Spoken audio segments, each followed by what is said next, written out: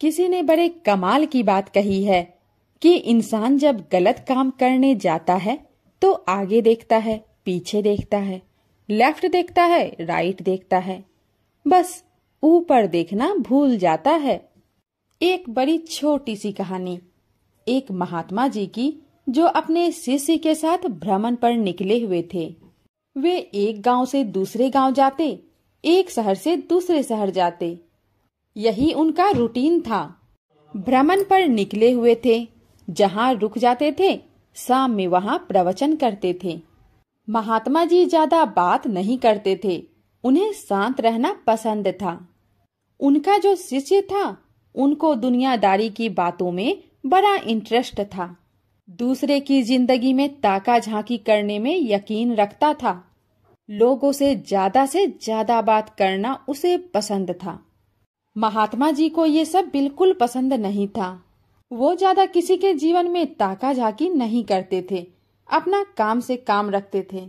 एक सुबह निकले हुए थे भ्रमण पर, वहीं उनकी यात्रा चल रही थी। एक नदी के किनारे से जा रहे थे तो उन्होंने देखा कि एक मछुआरा जो था वो मछली पकड़ रहा था। गुरुजी तो अपना चुपचाप वहां से निकल गए। शिष्य से रहा नहीं गया। वह दौड़ लगाकर मछुआरे के पास गया और जाकर उसको अहिंसा का उपदेश देना शुरू किया कि तुम्हें हिंसा नहीं करनी चाहिए, यह काम मत करो, ये है वो है, बहुत से समझाया। मछुआरे ने शुरू में रिएक्ट नहीं किया, शुरू में ज्यादा नहीं बोला, लेकिन जब वह शिष्य बोले ही जा रहा था, ज्ञान पर ज्ञान दिए ही जा रहा था, तो मछुआरा गुस्सा हो गया।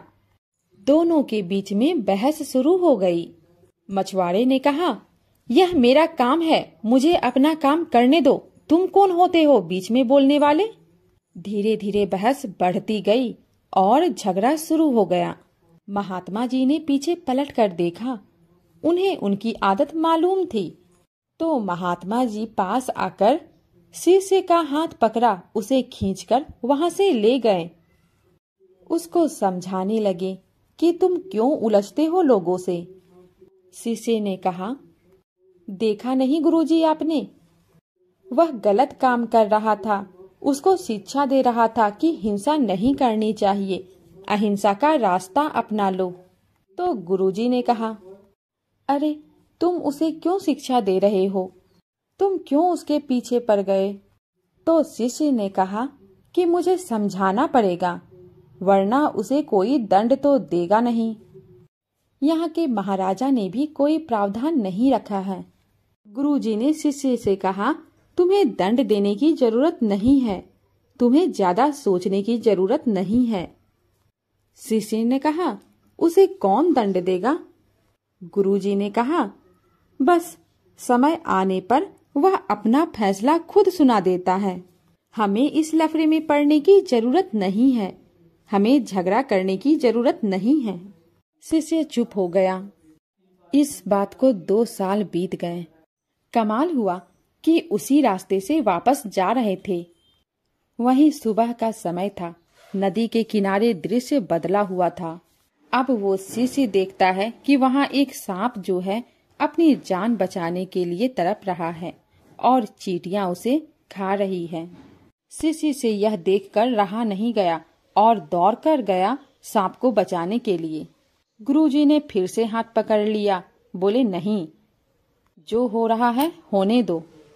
शिष्य ने कहा, गजब करते हो आप, कोई हिंसा कर रहा है, रोक रहा हूँ तो मना कर रहे हो, किसी की जान बचा रहा हूँ तो मना कर रहे हो। गुरुजी ने कहा, मैंने कहा था ना, वो अपना फैसला सुनाता है, उसे अपना फैसला सुनाने दो। तुम्हें याद है, आज से 2 साल पहले यहीं से हम निकल रहे थे। यह जो सांप है मछुआरा था, मछलियां पकड़ रहा था, वो मछलियां चींटियां बन चुकी है। मछुआरा मरने के बाद अगले जन्म में सांप बन चुका है, अपनी करनी का फल भोग रहा है। तुम उसे मत रोको, आपका कर्म जैसा होता है आपको फल वैसा ही मिलता है, इसलिए हमेशा अच्छा काम किया करो।